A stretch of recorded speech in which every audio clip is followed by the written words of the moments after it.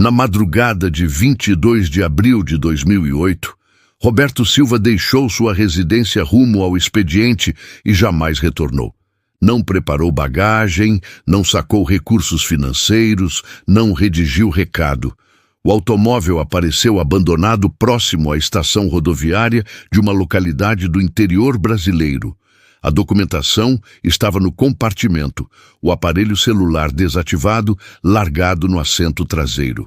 As autoridades levantaram a possibilidade de rapto. Os familiares aguardaram exigência de resgate. Os conhecidos mobilizaram expedições de busca. Absolutamente nada. Roberto Silva contava 38 anos. Mantinha união com Daniela havia 15 anos, genitor de 2 garotas, colaborador exemplar de uma corporação de transportes. Homem praticante de fé. Os moradores da vizinhança o caracterizavam como cortês, assíduo, reservado. Ele simplesmente evaporou. Durante 16 anos, Daniela preservou a joia matrimonial em seu dedo. Educou as descendentes sem companhia, jamais cessou de rastrear. Até que em 2024, ela o avistou reabastecendo mercadorias numa loja de varejo da mesma localidade onde ele havia evaporado. Ele estava com vida, estava a escassos quilômetros de distância e jamais tinha partido. Quando ela tocou a campainha da residência dele, Roberto fixou os olhos na esposa e proferiu apenas uma sentença. Eu tinha consciência de que, eventualmente, você iria me localizar. Este é o episódio que abalou a nação e que suscita uma indagação que ninguém ousa formular. Quantas pessoas evaporam sem abandonar o território? O sumiço de Roberto Silva iniciou como inúmeros outros, sem indícios, sem justificativa, sem cadáver. Ele habitava com os familiares numa localidade de dimensão intermediária no interior do Brasil. A rotina dele era previsível. Despertava às 5h30 da madrugada, tomava desjejum solitário, partia às 6h15, regressava às 18 horas, ceava com a esposa e as descendentes, acompanhava a programação televisiva, repousava precocemente. Daniela caracterizou o consorte como um homem sereno, comedido, confiável.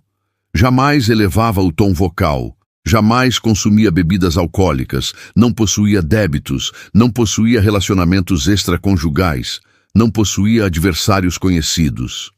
As descendentes, naquele período com 9 e 12 anos, mencionavam que o genitor era afastado, porém presente. Ele auxiliava com tarefas escolares. Comparecia a encontros pedagógicos, quitava os compromissos financeiros pontualmente. Absolutamente nada sinalizava que ele estava prestes a evaporar. Na noite de 21 de abril de 2008, Roberto ceou normalmente, acompanhou o noticiário, foi repousar às 22 horas. Daniela não percebeu nada distinto. Ela despertou às 5h40 da madrugada seguinte, e constatou que o consorte já havia partido. Isso não era inabitual. Roberto costumava partir mais cedo, quando possuía entregas relevantes no expediente, mas ele jamais chegou ao serviço. Às 9 da manhã, o encarregado telefonou para Daniela, questionando onde Roberto estava. Ela desconhecia. Tentou telefonar para o celular dele, estava desativado. Telefonou para os escassos conhecidos que ele possuía. Ninguém o tinha avistado. Às 11 horas, Daniela dirigiu-se até a delegacia. O delegado solicitou que ela aguardasse 24 horas antes de formalizar desaparecimento oficial. Ela persistiu. Ele formalizou o registro de ocorrência. Naquele instante, Daniela ainda acreditava que era um mal-entendido. Possivelmente Roberto tivesse sofrido um acidente. Possivelmente estivesse internado em alguma unidade hospitalar sem identificação. Ela não imaginava que levaria 16 anos para descobrir a realidade. O automóvel de Roberto foi localizado no dia 23 de abril, 2 dias após o sumiço. Estava estacionado num terreno vazio a 400 metros da estação rodoviária municipal. As portas estavam trancadas. Não havia indícios de confronto. Não havia sangue. A chave estava no contato. A habilitação de motorista, papéis do veículo e R$ 60 em dinheiro estavam dentro do compartimento. O celular dele foi localizado no assento traseiro. Estava desativado. A perícia conseguiu ligar o aparelho e acessar as correspondências. Absolutamente nada indicava ameaça, conflito ou crise. A última ligação registrada havia sido efetuada às 18h20 do dia anterior para o telefone fixo da própria residência. Duração: 2 minutos e 30 segundos. Daniela confirmou que era a ligação de rotina que Roberto efetuava todos os dias para notificar que estava regressando do expediente. A última correspondência enviada era para o encarregado dele às 7h45 da manhã do dia do sumiço. O texto mencionava apenas: "Vou me atrasar ligeiramente hoje, questão pessoal. Chego antes das 10. Ele jamais chegou. As autoridades iniciaram investigação formal, checaram unidades hospitalares, institutos médicos legais, delegacias de localidades vizinhas, absolutamente nada. Investigou a vida financeira de Roberto. Não havia movimentações suspeitas, não havia retiradas grandes, não havia débitos ocultos. Daniela autorizou acesso às contas bancárias. O saldo era de R$ 1.200. Nenhum centavo foi movimentado após o sumiço. As autoridades entrevistaram colegas de expediente. Todos mencionaram a mesma coisa. Roberto era reservado, competente, assíduo. Ninguém percebeu alterações de comportamento, ninguém sabia de problemas pessoais. Um colega mencionou que Roberto parecia exausto nas últimas semanas, mas atribuiu isso ao acréscimo de demanda no setor de transportes. Daniela persistiu que o matrimônio estava bem. Não havia confrontos, não havia crises. Ela admitiu que Roberto era fechado, que raramente expressava sentimentos, mas isso jamais foi problema. As autoridades checaram câmeras de segurança da estação rodoviária. Roberto não apareceu em nenhuma imagem. Não havia registro de aquisição de passagens no nome dele. A hipótese inicial era rapto, mas não houve exigência de resgate, não houve contato de criminosos, não houve indícios de violência. A segunda hipótese era suicídio, mas não havia cadáver, não havia recado, não havia histórico de depressão ou tratamento psiquiátrico. A terceira hipótese era a que ninguém desejava admitir. Roberto tinha simplesmente partido. 3 semanas após o sumiço, um indivíduo telefonou para a delegacia, mencionando que tinha avistado Roberto numa localidade a 150 quilômetros de distância. As autoridades enviaram equipe para verificar. O indivíduo caracterizou alguém semelhante a Roberto, entrando numa congregação evangélica. A caracterização correspondia à altura, peso, tonalidade de cabelo, idade aparente. Daniela dirigiu-se até a localidade com 2 investigadores. Eles visitaram a congregação. O pastor mencionou que um indivíduo com aquela caracterização tinha participado de um culto na semana anterior, mas não retornou mais. Ele não forneceu nome, não conversou com ninguém. Apenas acompanhou o culto e foi embora. As autoridades checaram hotéis, pousadas, pensões, absolutamente nada. Checaram registros de ônibus, absolutamente nada. A pista esfriou. Daniela regressou para a residência devastada.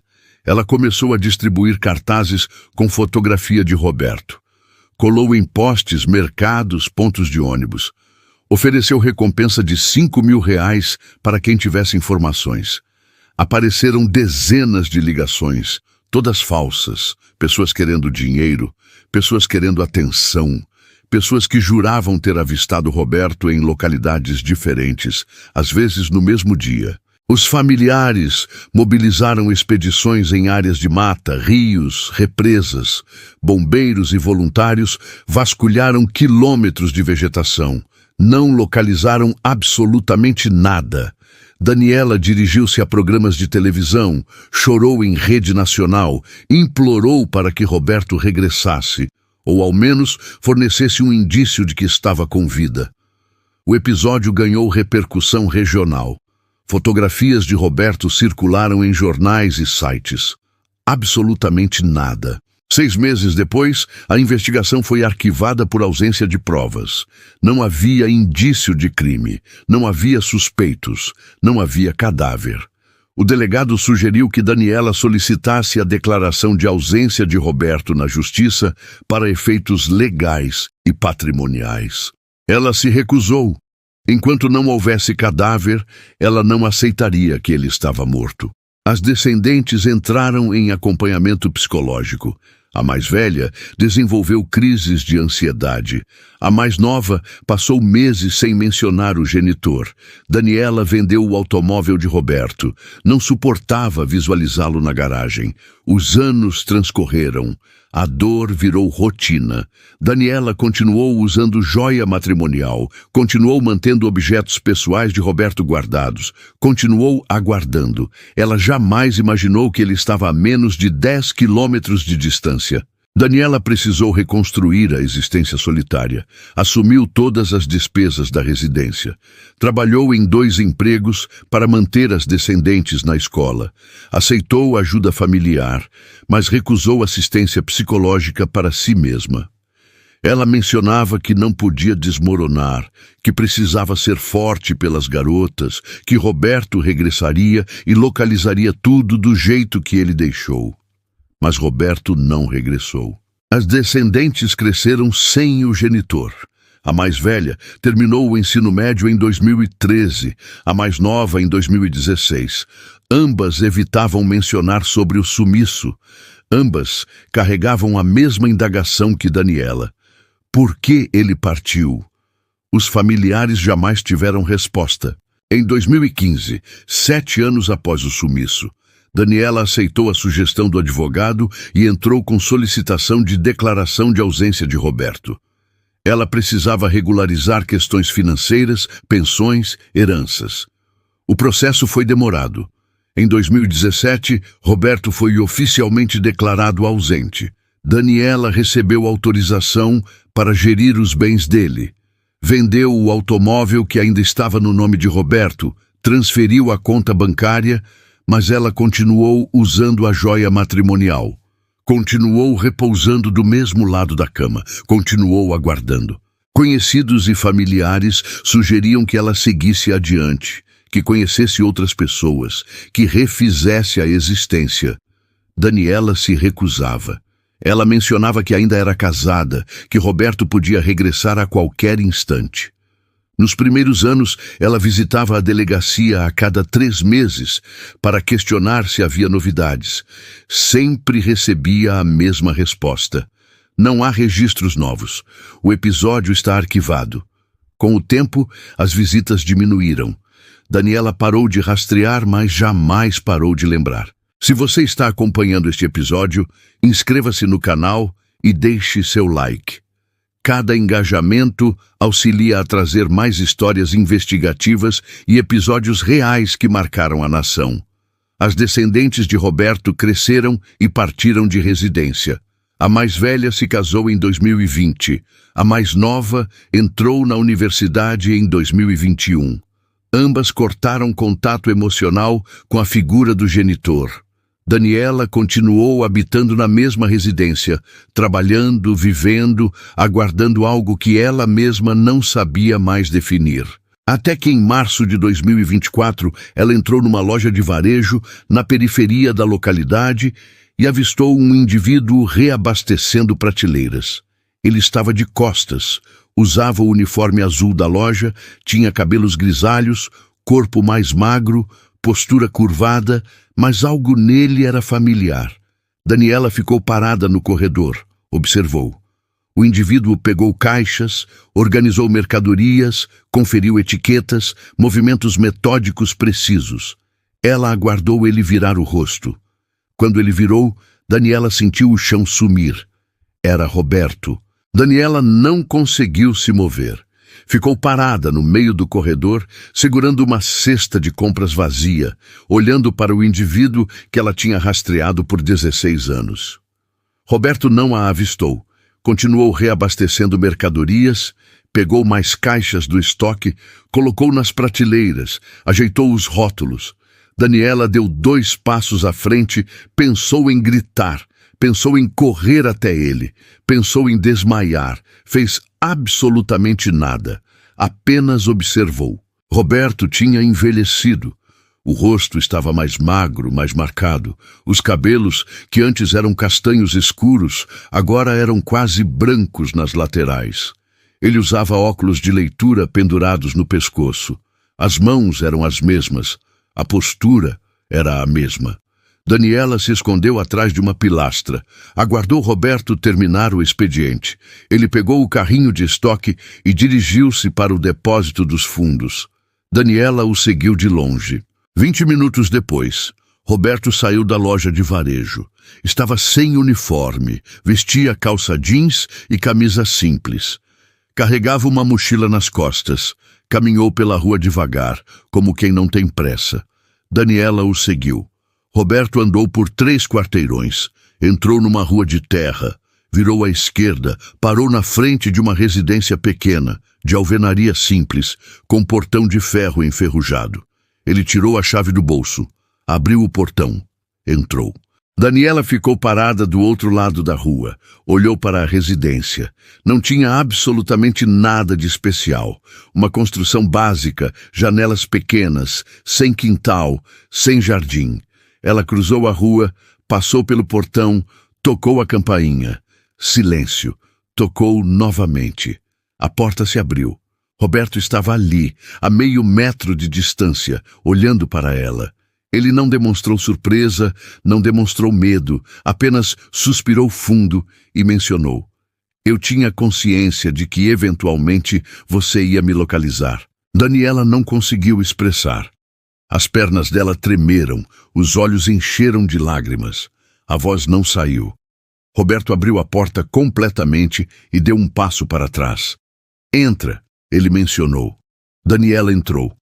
A residência era simples. Sala pequena com sofá velho, televisão de tubo, estante com escassos objetos, cozinha à vista, 2 quartos no fundo, cheiro de mofo e sabão em pó. Roberto fechou a porta, ficou de pé, de braços cruzados, não ofereceu café, não solicitou para ela sentar, apenas aguardou. Daniela finalmente localizou a voz. "Onde você estava?" ela questionou. Roberto olhou para o chão. "Aqui", ele respondeu. "Sempre estive aqui." A conversa durou 4 horas. Roberto expressou. Daniela ouviu. Nenhum dos dois gritou, nenhum dos dois chorou alto. Foi um diálogo frio, objetivo, doloroso. Roberto contou que na madrugada de 22 de abril de 2008, ele deixou a residência como sempre, mas ao invés de dirigir-se para o expediente, dirigiu-se até a estação rodoviária. Deixou o automóvel próximo. Entrou num ônibus intermunicipal que dirigia-se para uma localidade vizinha. Quitou em dinheiro, não usou a documentação. Ele desceu 3 localidades depois. Posteriormente, ficou numa pensão barata por 2 semanas. Usou o dinheiro que possuía no bolso. Quando acabou, conseguiu expediente informal numa obra. Posteriormente, num ferro velho. Posteriormente, num depósito de materiais de construção. Roberto mencionou que não planejou evaporar, apenas não conseguiu regressar. Ele caracterizou a sensação como um colapso silencioso. Não era depressão diagnosticada, não era crise, era exaustão. Ele mencionou que não suportava mais ser o consorte perfeito, o genitor exemplar, o colaborador confiável. Mencionou que sentia como se estivesse vivendo a existência de outra pessoa, que toda madrugada despertava sufocado, que toda noite repousava vazio. Daniela questionou por que ele não expressou, por que não solicitou auxílio.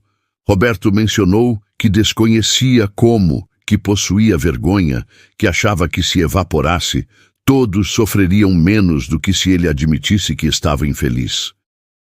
Daniela questionou sobre as descendentes. Roberto desviou o olhar. Mencionou que pensava nelas todos os dias, mas que não possuía coragem de regressar. Ele explicou que após alguns meses regressou para a mesma localidade onde os familiares habitavam. Alugou a residência na periferia. Conseguiu emprego na loja de varejo usando o nome falso e documentos de outra pessoa que ele conheceu na obra. Daniela questionou como ele conseguiu viver invisível por tanto tempo. Roberto mencionou que foi fácil. Ele evitava o centro da localidade, não frequentava lugares conhecidos, não fazia conhecidos, trabalhava, regressava para a residência, repousava, repetia. Daniela questionou se ele possuía outra família. Roberto mencionou que não, mencionou que vivia solitário, que não possuía relacionamentos, que não possuía vida social. Ela questionou se ele acompanhou as expedições. Roberto admitiu que sim. Mencionou que avistou os cartazes, que avistou Daniela na televisão, que sabia que ela estava sofrendo. Daniela questionou por que ele não regressou. Então Roberto não respondeu. Daniela levantou do sofá, mencionou que ia contatar as autoridades, mencionou que ele tinha cometido crime, que abandonou familiares, que causou sofrimento. Roberto não reagiu, apenas mencionou: "Faz o que você achar correto." Daniela saiu da residência, atravessou a rua, pegou o celular, telefonou para a delegacia. As autoridades chegaram em 40 minutos, 2 investigadores e um delegado. Daniela aguardou do lado de fora da residência. Roberto continuou dentro, sentado no sofá, aguardando. Os policiais entraram, identificaram Roberto, confirmaram a identidade dele por documentos antigos e reconhecimento facial. Solicitaram que ele os acompanhasse para prestar depoimento. Roberto não resistiu. Levantou, pegou a mochila, saiu da residência, entrou na viatura sem algemas, olhou para Daniela uma última vez antes de entrar no automóvel. Ela desviou o olhar. No dia seguinte, Roberto prestou depoimento formal. Ele confessou tudo, mencionou que evaporou voluntariamente, que não houve crime contra ele, que não houve rapto, ameaça ou coação. Ele explicou que viveu sob identidade falsa por anos, mas que jamais cometeu crimes. Além disso, trabalhou, quitou o aluguel, viveu dentro da lei, exceto pela falsificação de identidade. O delegado questionou por que ele não regressou. Roberto repetiu a mesma resposta que forneceu para Daniela. Não conseguiu. A confissão de Roberto gerou repercussão nacional. O episódio do indivíduo que evaporou e viveu invisível por 16 anos virou manchete. Jornais, sites, programas de televisão cobriam a história. Parte da sociedade condenou Roberto. Chamaram ele de covarde, de irresponsável, de criminoso. Mencionaram que ele destruiu os familiares, que causou sofrimento desnecessário. Outra parte da sociedade defendeu Roberto. Mencionaram que ele possuía direito de partir, que saúde mental é tema sério, que ninguém é obrigado a viver uma existência que não suporta. Daniela concedeu entrevista para um jornal local. Ela mencionou que desconhecia o que sentir, mencionou que estava aliviada por saber que Roberto estava com vida, mas que estava destruída por saber que ele escolheu sumir ao invés de solicitar auxílio. As descendentes de Roberto se recusaram a expressar publicamente. Ambas enviaram mensagem por advogado, mencionando que não possuíam interesse em reencontrar o genitor. Roberto foi indiciado por falsidade ideológica e abandono de família. O processo correu na justiça por 8 meses. Em outubro de 2024, Roberto foi julgado. A defesa argumentou que ele não cometeu crime violento, que não causou prejuízo financeiro direto, que sofria de esgotamento mental não diagnosticado. A promotoria argumentou que Roberto abandonou responsabilidades, que causou sofrimento aos familiares, que usou identidade falsa por anos. O juiz absolveu Roberto das acusações de abandono, argumentando que não há crime em deixar os familiares quando não há dependência financeira comprovada. Ele foi condenado por falsidade ideológica, mas recebeu pena de 2 anos, convertida em serviços comunitários. Roberto cumpriu a pena, posteriormente mudou para outro estado. Não tentou contato com Daniela ou com as descendentes. O episódio de Roberto Silva levantou debates nacionais sobre saúde mental masculina, pressão social e direito de evaporar. Psicólogos entrevistados explicaram que o comportamento de Roberto não é incomum. Muitos homens sofrem em silêncio, presos a expectativas sociais de masculinidade, sucesso e responsabilidade. Quando não conseguem lidar, alguns simplesmente desistem. Especialistas em direito de família discutiram se uma pessoa possui direito legal de evaporar. A resposta é complexa. No Brasil, não existe crime específico de desaparecimento voluntário, mas há consequências legais relacionadas a abandono de dependentes, falsidade ideológica e fraudes. No episódio de Roberto, ele não deixou dependentes financeiros. Daniela trabalhava. As descendentes recebiam pensão de ausência. Ele não fraudou sistemas públicos. Ele apenas sumiu. Daniela concedeu mais uma entrevista 6 meses após o reencontro. Ela mencionou que perdoou Roberto, mas que jamais vai compreender. Mencionou que tirou a joia matrimonial, que está tentando seguir adiante. Ela admitiu que, de certa forma, Roberto estava morto. O indivíduo com quem ela era casada não existe mais. O indivíduo que ela localizou na loja de varejo é outra pessoa. As descendentes de Roberto continuam sem contato com ele. A mais velha mencionou em entrevista anônima que prefere acreditar que o genitor morreu em 2008. É mais fácil lidar com a morte do que com a rejeição. Roberto, por sua vez, concedeu uma única entrevista para um jornal de circulação nacional. Ele mencionou que não se arrepende de ter partido, apenas se arrepende de não ter possuído coragem de expressar antes. Ele admitiu que causou dor, que destruiu os familiares, que foi egoísta, mas mencionou que se tivesse permanecido, teria morrido, não fisicamente, mas emocionalmente. Roberto mencionou que hoje vive solitário, trabalha em outra localidade, não possui planos de refazer a existência. Ele mencionou que finalmente está em paz e que isso para ele vale tudo. Se você está acompanhando este episódio até aqui, inscreva-se no canal e deixe seu like. Episódios como este nos fazem refletir sobre os limites entre liberdade individual e responsabilidade social. O episódio continua sendo estudado por psicólogos, advogados e sociólogos. Ele expõe uma realidade invisível. Milhares de pessoas evaporam todos os anos no Brasil. Parte delas são vítimas de crime. Parte delas simplesmente decidem recomeçar. A indagação que ninguém consegue responder é: até que ponto uma pessoa possui direito de evaporar e até que ponto a sociedade pode cobrar que ela permaneça? O episódio de Roberto Silva foi oficialmente resolvido em 2024. Ele foi localizado, foi identificado, foi julgado, foi absolvido parcialmente. Mas para Daniela e para as descendentes, o episódio jamais terá solução, porque a resposta que elas rastrearam por 16 anos não é jurídica, é emocional. Por que ele partiu? Por que ele não solicitou auxílio? Por que ele preferiu evaporar a enfrentar?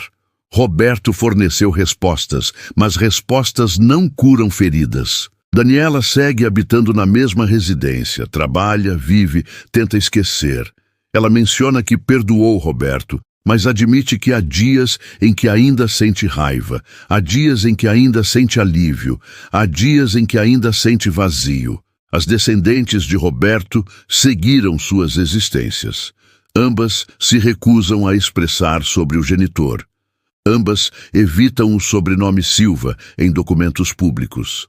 Ambas carregam cicatrizes que jamais vão fechar completamente. Roberto vive em outro estado, trabalha em transportes novamente, habita solitário, não possui conhecidos próximos, não possui relacionamentos. Ele menciona que está bem assim. Ele jamais tentou contato com os familiares, respeitou o pedido de distância, mas admitiu na entrevista que pensa nelas todos os dias, que se questiona como as descendentes estão, que gostaria de solicitar desculpas pessoalmente, mas ele não faz absolutamente nada disso porque sabe que não possui esse direito. O episódio de Roberto Silva é considerado resolvido pela justiça, mas permanece misterioso para todos que o acompanharam, porque há indagações que não possuem resposta, há dores que não possuem cura, há desaparecimentos que, mesmo quando resolvidos, continuam inexplicáveis.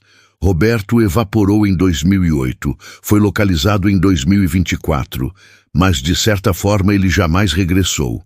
O indivíduo que sumiu e o indivíduo que foi localizado não são a mesma pessoa. Daniela mencionou na última entrevista que concedeu: "Eu passei 16 anos rastreando meu consorte.